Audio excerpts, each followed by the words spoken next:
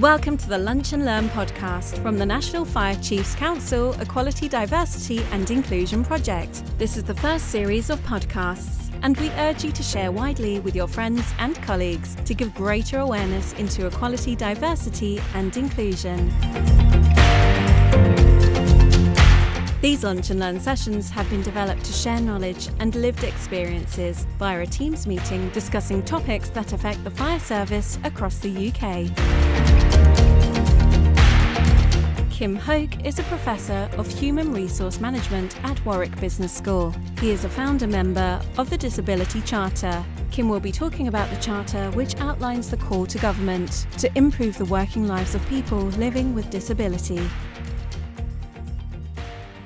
And a very warm welcome, and thanks for taking time out your busy schedule to join us, and we hope you'll find the session today useful. Today's one in a series of Lunch and Learn sessions that are developed as part of the NFCC's People Programme. So if it's the first time you've joined us, a very, very warm welcome. If you've joined us before, welcome back. Now, today's session is run by Professor Kim Hoque. And Kim is a Professor of Human Resource Management at Warwick Business School and also a founder member of the recent Disability Charter, which outlines the call to government to improve the working lives of people living with disability. So just in terms of an introduction from myself, my name is Carl Bozeman. I'm an Assistant Chief Fire Officer with Cleveland Fire Brigade, and I'm delighted to be a member of the NFCC EDI Board and the associated EDI project, which supports the People Programme. And Nikki Thurston, who will hopefully be joining us, who's our EDI technical lead. So just in terms of what we're trying to achieve through the EDI project, it's around building a hub of best practice tools and guidance. And there are 4 work streams that feed into the EDI board: outreach, data, EDI hub and research. And each of those work streams is led by a colleague with a strong interest in EDI across the sector. Some of the products that you might have seen already out of the programme around the Equality Impact Assessment training, Equality of Access documents. Hopefully you'll be able to join us or have joined us for an EDI forum. An EDI calendar is currently being populated, and of course the Lunch and Learn sessions, which is why we are here today. So that leads us nicely onto today, and you'll hopefully be aware that the government have a new disability strategy. The Disability Employment Charter outlines the action the government needs to take to address the disadvantaged disabled people encountering their working lives. Now, Kim has played a fundamental part in setting up the Charter, which was launched last month, and it involves a number of organisations, and I'm sure Kim will tell you all about that in his presentation. So I'm delighted to welcome Kim, who's kindly offered to present today, and who'll be able to provide more detail on the Disability Employment Charter. We'll have a period of time for questions at the end, but without further ado, I'd like to hand over to Kim. Warm welcome and thank you, Kim. Carl, that's great. Thank you very much, and thanks for the invite to come and talk. And there's sort of 3 main things that I was planning on talking about today. First thing is just to give you a bit of an overview in terms of the sort of disadvantage that disabled people experience in the labour market. That's really just to set the scene. What I'll then talk about is a little bit about what the government is doing. So what are the current government policy areas in terms of addressing that disadvantage, and what else might be done?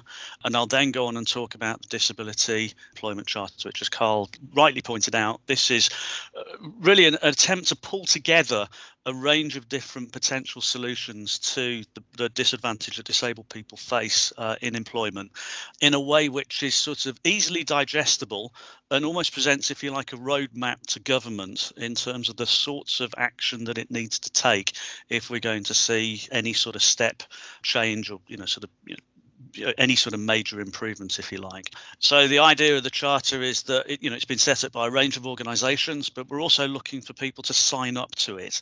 The more sign-ups we get, the more clear a message it sends to government in terms of the appetite out there for change, that it's not just us asking for a range of different policies and so on to be implemented or different courses of action to be taken, that there's actually a wide consensus out there in terms of employers, charities, trade unions and so on, that are also aligning, if you will, behind the policies that the Charter outlines. Okay, so this is just as a starting point to outline just how many people in the UK are disabled. So in total, 14.1 million of the UK population is disabled. About 8 million people of working age, which is one in 5 of the working age population is disabled. So this is a minority, but it's actually quite a large minority of people that we're talking about. So if there is evidence of widespread disadvantage, then this is affecting a lot of people. there is a relationship between disability and age. The older you are, the more likely you are to be disabled. What it also shows is that a lot of people are not born with their disability. People acquire their disability usually through the course of their adult life, such that by the time you reach the 60 to 64 age category, nearly 1 in 3 of us is disabled. So this really brings home the fact that, even if you're not disabled now, this is not necessarily about other people. We could all become disabled at any point, and there's a distinct possibility that later in life we will. As I say, between 60 to 64, 1 in 3 people identify as disabled. Okay, so this is the first and the main metric really that people look at in terms of identifying or demonstrating the disadvantage that disabled people face in employment, which is a disability employment gap. So currently the disability employment gap stands at around about 28.3, 28.4%. Okay, so disabled people are over 28 percentage points less likely to be in employment than non-disabled people. So the disability employment rate in quarter 2 of 2021 was 52.7%, so just over half of disabled people of working age are in employment, compared with 81% of non-disabled people. The disability employment gap appears to be improving, and the government actually quite likes this sort of graph because they can show it to people and say, isn't it great, things are getting better, clearly the sorts of policies that we've put into place are having the right sort of effect, so we just need to carry on as we are, and we're going to see the sort of improvement over time that we all want to see. The problem with the headline disability employment gap rate is that it doesn't take disability prevalence into account. And the economists that I work with at Cardiff Business School, Melanie Jones and Vicky Wass, they argue that if you don't take that into account, that actually skews the headline disability employment gap figure considerably. And the reason for that is that we've actually seen quite a significant increase in disability prevalence in recent times. So in around about 2013, about 6.5% of the working age population were disabled. We now have just under 20% of the working age population identifying as disabled. So what is it that's created this increase? There's no particular reason why you would expect an increase in functional impairment. So a lot of it possibly comes down to people identifying as disabled now who weren't people with those sorts of impairments, if you like, that weren't identifying as disabled back in 2013. Okay, but because those are people that are more likely to be in work, they're likely to have less activity limiting impairments, then they're more likely to be in employment. Okay, so that's why that skews the disability employment gap down. When you actually control for that, you see the line is actually a lot more flat. And in many ways, that actually accords with disabled people's lived experience. There's not many disabled people out there that would say the labour market has got better, a more accommodating place for us since 2013. So when you say, well, actually, the apparent fall in the disability employment gap could well be explained by rising disability prevalence and people identifying as disabled now who weren't doing previously or who wouldn't have done previously, then they say, yeah, okay, that explains things. That's why we're seeing this falling disability employment gap when our own lived experience of disability suggests that things are not really getting any better. Okay, so other bits of information in terms of what's happening with disabled people in the labour market currently. So firstly, the disability pay gap. So the latest Trade Union Congress estimates suggest, this is using government labour force survey data, suggests a disability employment gap of 16.5%. So non-disabled workers are earning 16.5% more per hour than workers meeting the definition of disabled under the Equality Act.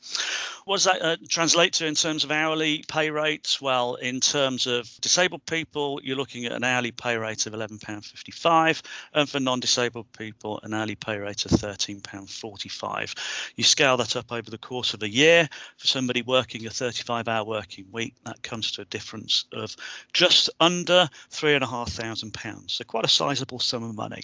Disabled people in work also report poorer in-work experience. Okay, so this is research, partly I've been involved in conducting this research. So when you look at outcomes such as people's job-related well-being, their job satisfaction, their contentment with their jobs and their employment situation, their fairness perceptions in terms of how fair the workplace is and how fair it treats people, their work-life balance, disabled people routinely report poorer outcomes in relation to these sorts of metrics than non-disabled people. So disabled people are not only less likely to get into work or be able to stay in work, but for those who are, they actually seem to be having a pretty rough time of it from the point of view of these sorts of outcomes, and also, of course, in terms of their pay. So this is looking at the distribution of disabled and non-disabled people by occupation. So really, I sort of put this slide into the deck so that you could see the way that disabled people cluster into lower level occupations and are typically excluded from higher level occupations. So if you look at professional occupations, for example, which is right at the top, and then you look at managers, directors and senior officials, which is third from the bottom, you can see that disabled people are proportionately less likely to be working within those occupations than non-disabled people, whereas across the other lower level occupational groups, disabled people are more likely to cluster into those. Okay, good. So hopefully that's given you a bit of an overview in terms of some of the evidence in relation to the disadvantage that disabled people experience in the labour market. So what we need to do now is to have a think about exactly what can be done about it. There you go. There's the question, the key question. What can be done to address disability employment disadvantage? So this is essentially starting to outline what the government is currently doing, what its current policies are to address disability disadvantage. And when you look at what the government's doing, a lot of what it's doing has a very much supply side focus. Okay, and what we mean by that is that it's focusing on disabled people themselves from the point of view of getting them off benefits into job seeking activity, providing them the support that they need in order to get a job, and then hopefully getting into employment. Okay, that's where the focus lies. Now, there's a bit of a carrot and stick around this. So the stick really is in what's happened in terms of incapacity benefits and the introduction of employment support allowance, and in particular, the introduction of work capability assessments, which are very often harsh, sometimes unfair, lead to people being, and people appeal their work capability assessment outcomes all the time and win. They've led to all sorts of extremely unpleasant outcomes, including disabled people committing suicide after being told that they're fit for work when of course they're not, but they end up being stripped of their benefits as a result of that. So that's a stick element. And of course, work capability assessments, as we all know, are pretty controversial. What the government's also done is to put into place various programs to provide support to disabled people to help them into work. So the work and health program, for example, intensive personalised employment support as well, personal support packages have all been introduced relatively recently. And these are all well and good. I mean, the evidence around intensive personalised employment support, for example, is actually quite positive in terms of its ability to actually get people who are quite a long way from the labour market actually into work if they're given the sort of support that they need. The trouble is a lot of these schemes are quite small scale. They do need to be scaled up quite significantly. And there are other things that can be done as well. For example, looking at ways that you can get more disabled people into apprenticeships, supported internships as well. But again, the funding for these tends to be quite low, for supported internships in particular, despite the fact that they do actually have quite positive employment outcomes if they're of the right quality. So there's a lot of scope really to scale up those types of initiatives. But our argument is that all of that supply side stuff is all well and good. It's all very important, giving disabled people those forms of support. But you also need to look at the demand side. And what we mean by that is you need to look at what's going on within organisations and the sorts of things that are employers doing. You can give disabled people whatever support you want from the point of view of helping them into job search activity. But if workplaces remain, hostile environments to them and they're facing a lot of barriers getting into work, and once they're in work facing barriers in terms of progressing in their careers or just simply remaining in work, then it's not going to work, right? So that's where the focus needs to be. What can you do to make workplaces more accessible, and what can be done, in particular, what can the government do to encourage, or in some senses require, employers to up their game from the point of view of the extent to which they buy into the disability employment agenda and the extent to which they make their workplaces more accessible to disabled people. And this is the focus really of a couple of recent reports, both of which I've been involved in. The first of those is the All-Party Parliamentary Group for Disability report from 2016, the Ahead of the Art report, then also the Centre for Social Justice Disability Commission report, which was launched earlier this year in March, now is the time. Both of these reports emphasise very heavily the importance of making sure that there is this demand side focus as well as having a supply side focus as well, and really emphasising the fact that there's an awful lot of work to be done to get employers to go a lot further from the point of view of making sure that barriers to disabled people are identified and removed. So this is a little bit of evidence in terms of why we need a demand side focus. Essentially, the evidence suggests that there is actually a very long way to go. A lot of workplaces in the UK are quite limited in terms of what they've got in place from the point of view of the disability equality practices. So a lot of workplaces, probably about 6 in 10 employers will say, we have an equal opportunities in policy, and they'll display it on their job adverts, and they'll say, yes, we have a formal written policy around equality and disability is a part of that. Well, that's all well and good. But do they actually have the practices to underpin that policy? So do they actually have the practices, procedures in place to actually make that policy a policy of substance? And that's where the problem lies. So this data is a bit old now, but it's still the best data that we've got. So this is data from the 2011 Workplace Employment Relations Survey. And what this shows is that only approximately 10% of workplaces with 5 or more employees monitor or review recruitment and selection and promotion by disability. Only 3% review pay rates by disability, and that's virtually zero in the private sector. It's higher in the public sector. Only 8% of workplaces have special procedures to attract job applications from disabled people. So you can see these are very, very low percentages. So a lot of employers are saying, yes, of course, we've got a disability equality policy. This is something we take terribly seriously. But then when they're asked, do they actually have these practices in place to underpin that policy? Very often they're saying, no, we don't. So a lot of disability equality policies in British organisations are little more than what we've termed empty shells. Okay, they have the policy in place, but it's essentially, it's an empty shell. It's hollow. There's nothing there actually underpinning it. Okay, now the government is conscious of the need for a demand side focus and getting employers to up their game. And its main demand side policy is the Disability Confident campaign. I'm sure that a lot of you would have seen this logo, and some of you probably work within Disability Confident organisations. So Disability Confident has 3 levels. So you start off being Disability Confident Committed, you then move up to being a Disability Confident Employer, and then you have Disability Confident Leaders. When you first join the scheme as Disability Confident Committed, you make a commitment essentially to adopt various disability equality policies and practices. It's very much about the sort of processes and procedures you put into place. Disability Confident Level 2, you kind of have to adopt a few more of those and demonstrate that you've done them over a relatively lengthy period of time. Then Disability Confident Level 3. This is where you're taking the idea of disability confident beyond your own organisation. So you will talk to employers within your supply chain and seek to get them to sign up to disability confident as well. So it's partly about sort of spreading the message, if you like, to other organisations. So all sounds well and good, but is it likely to work? What's disability confidence actually likely to achieve? Well, our argument on this is that it's probably not going to achieve a great deal. The reason we reached that conclusion is actually based on research that we've conducted on the forerunner to Disability Confident, which is the 2 ticks symbol. Now, some of you probably will remember the 2 ticks symbol. It existed all the way from 1990 right to 2016, when it was effectively replaced by Disability Confident. It's very similar to Disability Confident in the sense that it was focusing very much on getting employers to adopt certain policies, practices, and also similar in the sense that there was no independent monitoring. Okay, so it was up to organisations themselves to essentially self-declare and to self-monitor and say, yes, we do the things, we're upholding the commitments that we're expected to uphold. Nobody was checking up on that. It's not like DWP were sending in independent inspectors or anything like that to identify if people were genuinely doing what they said that they were doing.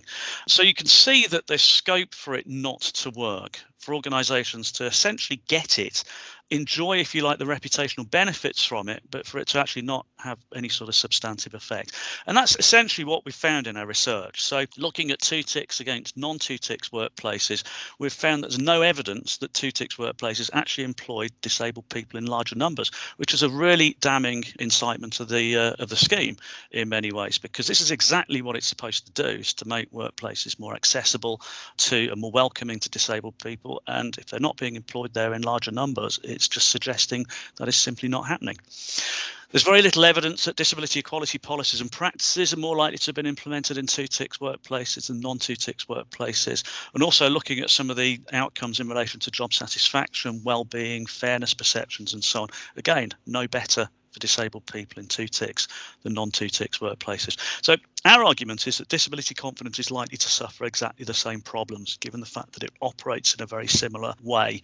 But the government has made a big thing, of course, about how many disability confident employers there are. And these are figures they're a bit old now, these figures. There's actually a lot more disability confident employers than this. But our argument is, no matter how much you grow the scheme, if it's not actually going to lead to better employment outcomes for disabled people, you can sign up the whole country and it's not actually going to help. But either way, sign-up is still actually pretty low. I think the key figure on this slide is that just not, at least in November 2019, just 0.47% of businesses had disability confident accreditation. Centre for Social Justice evidence suggesting that 84% of employers hadn't even heard of it. Okay, so how far is disability confident going to work? Well, firstly, not that many people ultimately have actually signed up to it. And for the ones that have, it's unlikely that they're going to be doing anything any better than anybody else. So we need to look a long way beyond disability confidence if we're going to really see a step change improvement in disabled people's employment outcomes. So what sort of things do we think should be put into place? Well, one of the things that we think we should see is the introduction of mandatory disability employment and pay gap reporting. Now, this is something the government is aware of the benefits of this. It introduced a framework, the voluntary reporting on disability mental health and wellbeing framework in 2018, saying to employers, look, it's not mandatory. But for those of you that want to do it, here's a framework that you can use if you wish to. Our argument is that it should become mandatory, at least for large employers with 250 or more employees. And Lord Shinquin in the House of Lords is trying to push this through the Workforce Information Bill. So what would this involve? It would involve employers reporting the percentage of their workforce that is disabled. So you just simply know proportionately how many disabled employees a particular employer has. In terms of disability pay gap reporting, this would be an extension of gender pay gap reporting to identify both the mean and the median pay, but also to identify if disabled people cluster into the lower pay quartiles. So you can see the spread of disabled people across the organisation. Are they actually getting into the more senior grades? Why would it help? Well, the form of words I've used here is actually taken from the voluntary reporting framework. So this is actually the government's own words, that it argues that transparency and disability employment are effective in helping employers access a wider pool of talent and skills, thereby improving productivity and organisational performance and building a more inclusive society. Well, the government clearly believes it's important that it should be done. I mean, essentially, it's a case of what gets measured gets done. It puts it on the corporate agenda. It pushes it up the corporate list of priorities. It makes sure that companies has the information that they if you don't know how many disabled people you've got, how do you know if your disability policies are actually working? How do you know if you're getting any better over time? This is the sort of data that employers tell us that they need to be able to evaluate how they're getting on, if they're actually sort of getting any better over time. There's a lot of evidence to suggest that employers are already doing this. The civil service does it, the NHS does it, BBC, ITV, Channel 4, Channel 5, Sky. Other companies, Clifford Chance do this, EY do it as well. And that's important because it demonstrates that it can be done, that there's no reason if they can do it that other employers can't. So if the government were to make it mandatory, there's no reason why there would be, if you like, practical problems in terms of why employers couldn't operationalise it. So the next thing that we've called on the government to do is to leverage its procurement expenditure more effectively. Now, government procurement expenditure, this is central government procurement, is worth £292 billion a year. This is a huge amount of money. It's actually about a third, I think, of all public spending.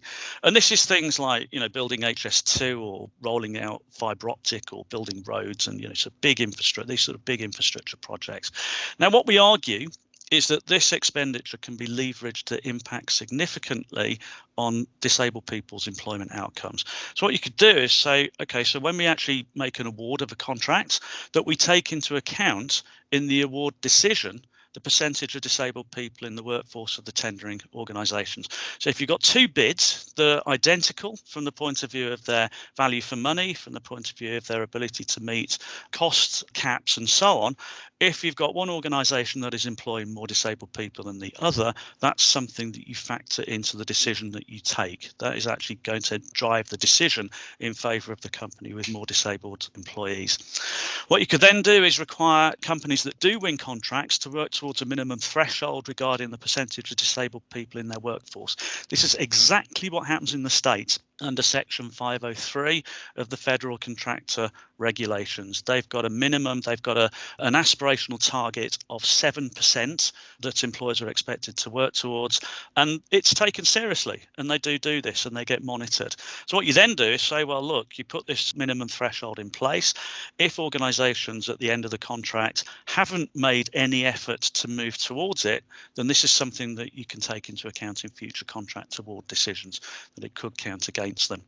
Now, the government has actually made some changes in this area in the not too distant past. So with the Public Services Social Value Act, it introduced this Action Note PPN 0620 that came into effect at the start of this year. And what this did was establish the principle that social value should be explicitly evaluated in all central government procurement. Previously, the Social Value Act allowed procuring bodies to consider if they wished social value. This is now actually required. In all government procurement, social value has to be taken into account in the contract award decision. But this isn't still necessarily going to be that good for disability, because contracting authorities can choose disability employment as one of the social value criteria they focus on, but they don't have to. They could focus on air quality, they could focus on broader environmental concerns, they could focus on gender, ethnicity. So it's not necessarily the case that disability will feature in this anyway. We argue that it should. In addition to this, even if contracting authorities do include disability as one of their social value criteria, they still don't have to actually stipulate that the decision is made on how many disabled people you actually employ. It can be on much softer things, like the sorts of policies, processes, procedures you've got in place. Have you got disability confident, for example, rather than actually saying, well, let's look at how many people these companies employ. If they employ more disabled people, that's what should really count in their favour, not whether they've got certain policies or procedures in place.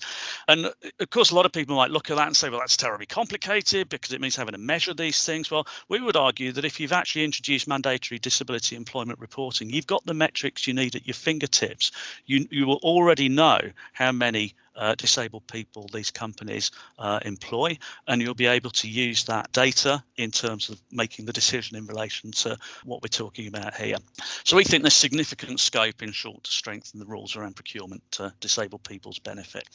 Something else that we've highlighted to government, I should say that all of these things are discussions that we've had both with the former Minister for Disabled People, with the Cabinet Office, with the DWP prior to the introduction of the National Disability Strategy, in the hope that all of these sorts of things would sort of feature in there. So, these are all things that we have previously brought to their attention.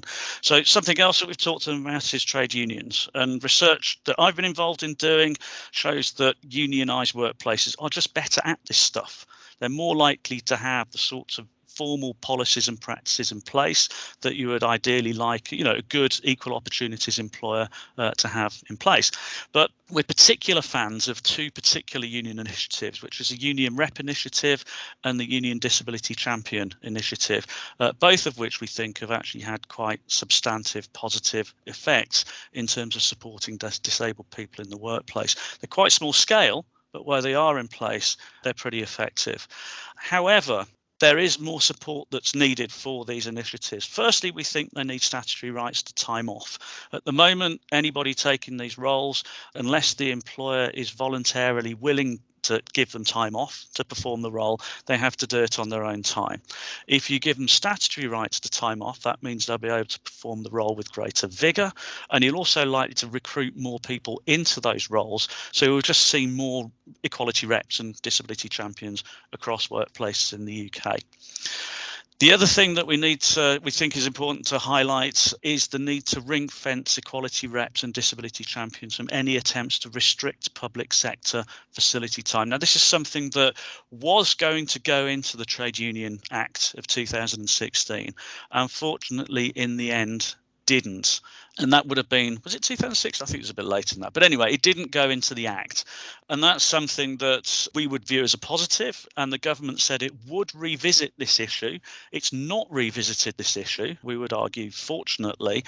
Were it to, equality reps and disability champions, we would argue, should be ring fenced from any of those sorts of restrictions.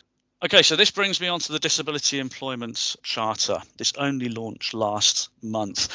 And what the Disability Employment Charter is all about is looking at taking a lot of the sorts of things that I've just been talking about around mandatory reporting, around disability confidence, around procurement and trade unions and so on, and pulling this together with some other ideas that other organisations have contributed as well into this charter, which essentially lays out in sort of pretty straightforward and clear terms the sorts of things that we think the government should be doing to improve disabled people's employment outcomes.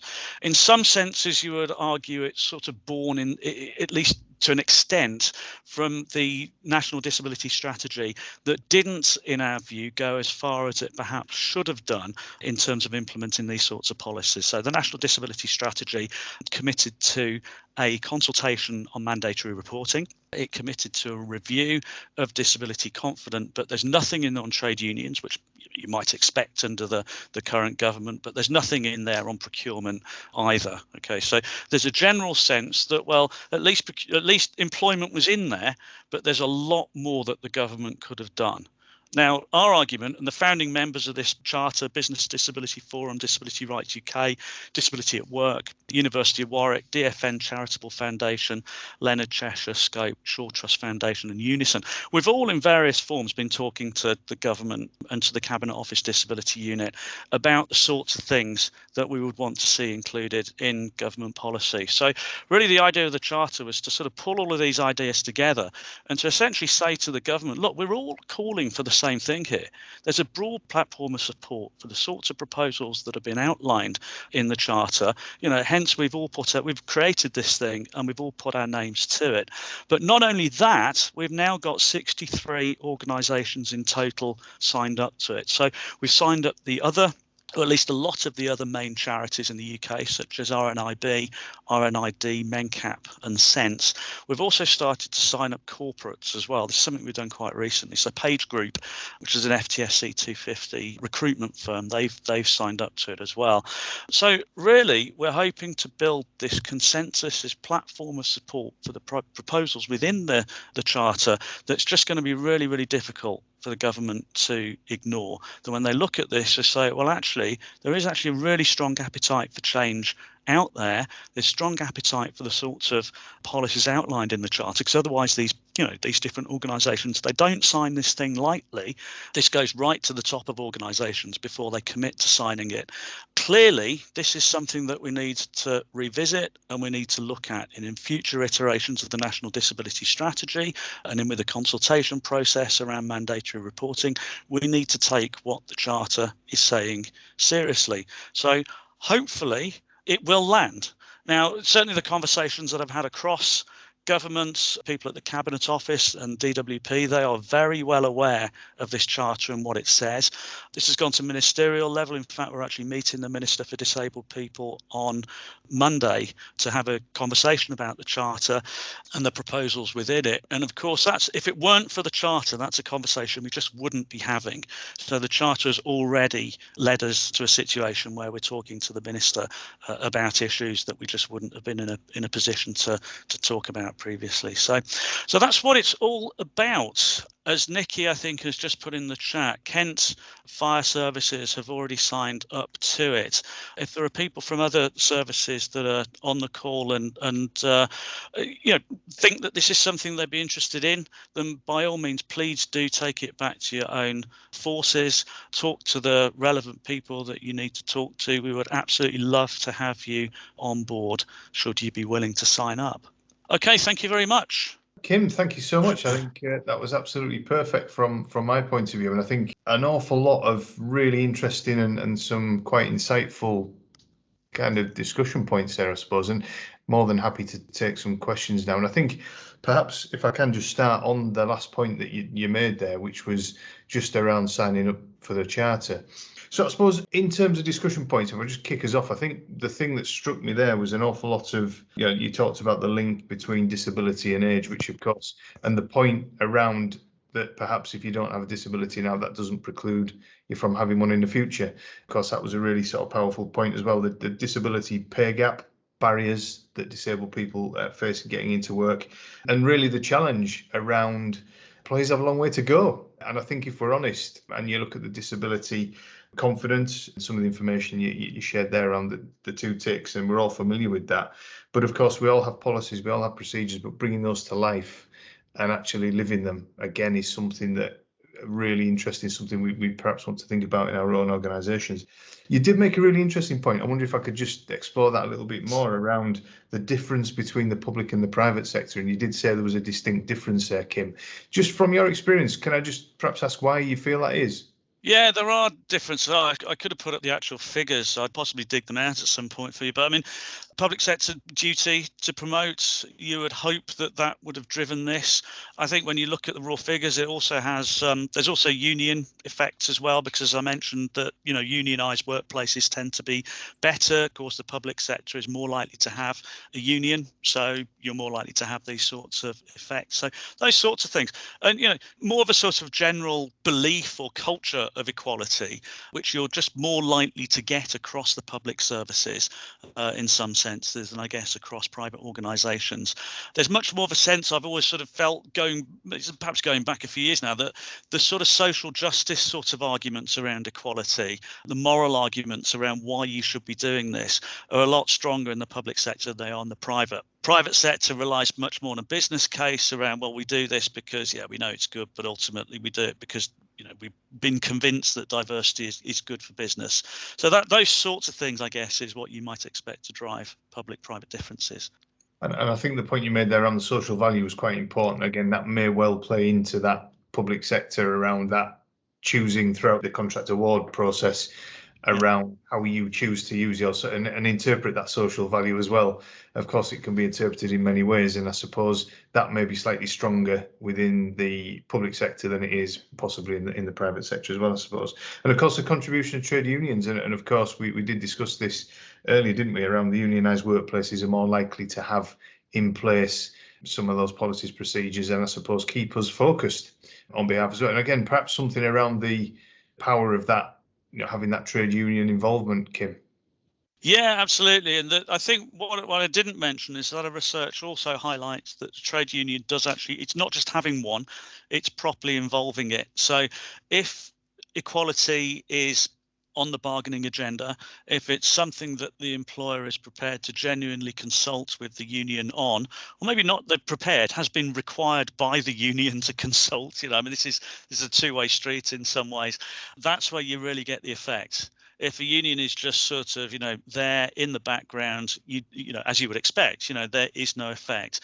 And this is a really quite stark difference that you get as well. So where you do have a union, that union is actually involved centrally and consulted over shaping disability equality policies and practices. Yeah, you get an effect. Great stuff. Okay, so thanks, Kim. So I think what I would like to do now is perhaps open it up for any further questions that anybody may have. Please, if you do wish to ask Kim a question, please, or make a comment, please pop your hand up and I will come to you. So open for questions, please. Parveen. Hi, yeah, so I'm from Scotland and the Scottish Fire and Rescue Service. So I wonder, how does this apply to us in Scotland? Is the Disability Charter across the UK? Obviously it will be, but in Scotland we obviously have different policies and practices in that respect.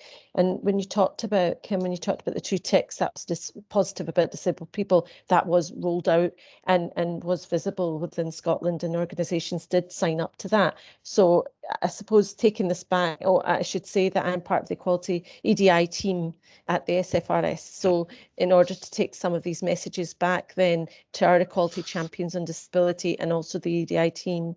I just wonder, what would be the takeaway? Well, I think, the policies we advocate, things like disability confidence are, across all 4 nations of the UK.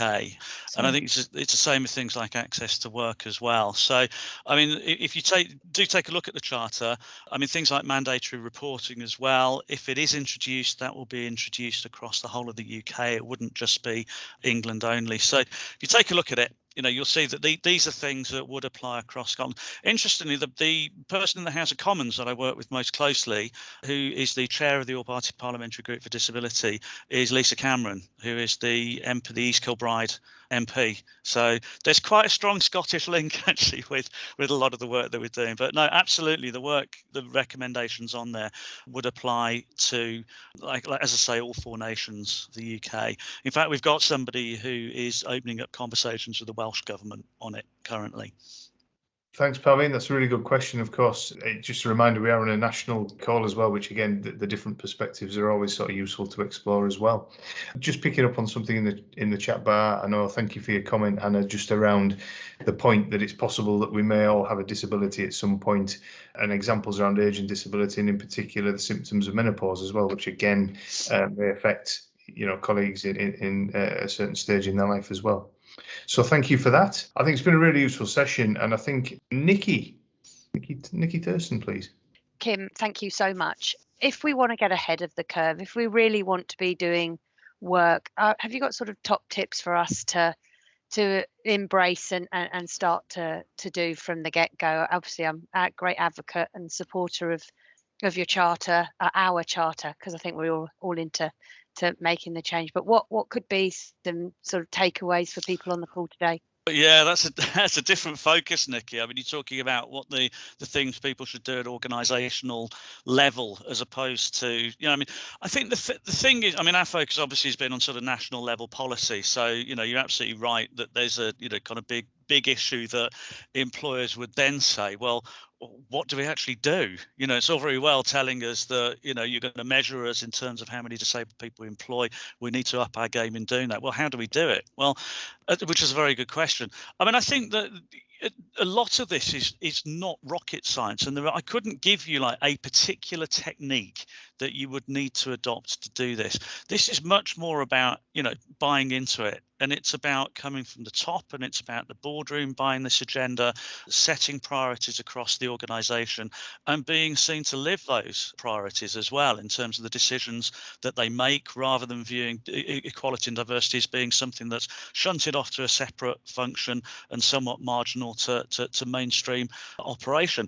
I think that, organisations can start off. This is Steve Ingham at Page Group. He said to me, look, the measurement issue from a starting point is actually really important. You're not going to know what you're doing and what's going to work unless you actually know what some of your disability employment metrics are. So you're not being forced to measure your disability employment currently. You're not being forced to look at your pay gaps, but if you can, do it.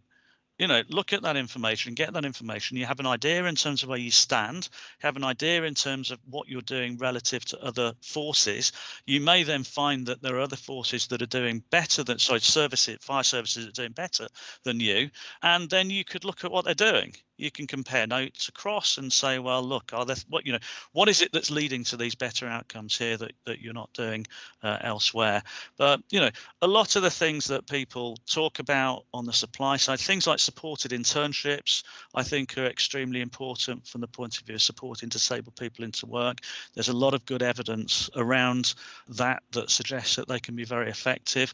But more broadly, just having the sorts of policies and practices in place very often that are actually listed in disability confidence, and actually, as Carl said earlier, actually really making them function rather than just having them sitting on the books because it's something that you have to do because you've got disability confidence. If you actually operationalize those policies and practices in the spirit intended, if you like, they can go an awfully long way in terms of helping you. The list of policies and practices that Disability Confidence actually outlines is not bad at all. You look at the sorts of things that they recommend that organisations should do. You say, yeah, this stuff all makes an awful lot of sense. But it's just organisations actually doing it, not just having the policy in place, but actually really properly, operationalizing and those sorts of policies as well. Thanks very much. Thank you. Thanks for that, Nikki, and thanks, Kim. Again, a useful question in terms of how do you get started with that, and that's really helpful to understand. I think we've possibly got time for just one more, and I'll head over to Michael, please. Thank you. Kim, you mentioned during your presentation there the importance of union reps, and I see from your bio as well, union learning reps. The UK Fire and Rescue Service for a number of years has had access to a really great sort of resource through the Union Learning Fund for disability awareness training and just education about different disabilities. That's no longer available. Do you see any avenue in the future for something similar, or does the National Fire Chiefs Council see any avenue for funding such training in the future? Yeah, I mean, the Union Learning Fund going, I thought was a real shame. I mean, I was involved with the TUC through the, setting up really, and then doing some of the assessments of the Union Learning Rep initiative back in the early to mid 2000s. And, there's some really, really good work going on there. In some ways, it was actually transformative to some people's lives, actually, in terms of the sort of support and development that they got. So, yeah, that going is a blow. In terms of whether or not that sort of thing could be replaced, specifically around disability, that's not something that is specifically called for in the Charter. But what the Charter hopefully does is just put unions back on the radar of government, and particularly, hopefully Chloe Smith, the Minister for Disabled People, as being an avenue by which improvements can be made. If she buys that argument, I suspect then there's going to be the opportunity to put in, further arguments in terms of, well, what exactly would that support look like? What sort of things should we be doing? And if she were to consult on that, I would hope that people would make exactly the point that you've made and bring that forward as a potential suggestion as something that could be done. I think in the first place, we just need to convince this government that we got at the moment that unions have any role in this whatsoever. Once we've done that, we can then move on to the sorts of discussions that you're suggesting. That's a really good point, though, that you've raised. Thanks for that. Thanks, Michael. Thanks, Kim. So just looking in the chat bar, there's probably just a quick question there from Parveen, just asking the question around, does the Disability Charter include mental health conditions? It includes all of them. I mean, we deliberately don't differentiate across different conditions because we don't really see there's any particular need to. But yeah, no, they're absolutely. I mean, all conditions. It's all forms of disability in a sense that the Charter refers to. Great stuff. Thank you for that. So, and also Michael and Hannah, thank you. You've contributed to that as well. So thank you. I think, Michael, you put something in about preaching to the converted. I didn't read the whole comment that you made, which is good to hear. I mean, if it's the case that people are buying this, I think what I would say about the Charter is that there's nothing in there that's particularly, not necessarily new, not necessarily radical, but it's just making the point to government that all of these things that they've been told they actually need to start to act on now. So what should be new to government is the broad platform for support out there for the points that are raised in the Charter, not the actual content of the Charter itself, which they will have heard before from me and from various other organisations in terms of things that we would recommend that they would do. So, really the more people who sign up to it at this stage, to demonstrate to government that there is that platform of support for the Charter, the better. So, Michael, if you're happy to take this back to your service and try and encourage, them to add their signature, then that would, like I say, that would be absolutely fabulous.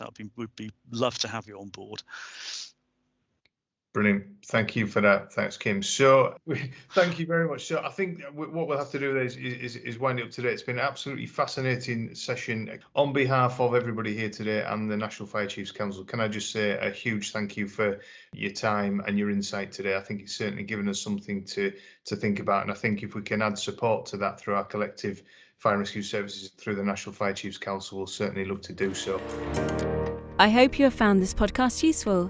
All Lunch and Learn sessions are available at www.ukfrs.co.uk.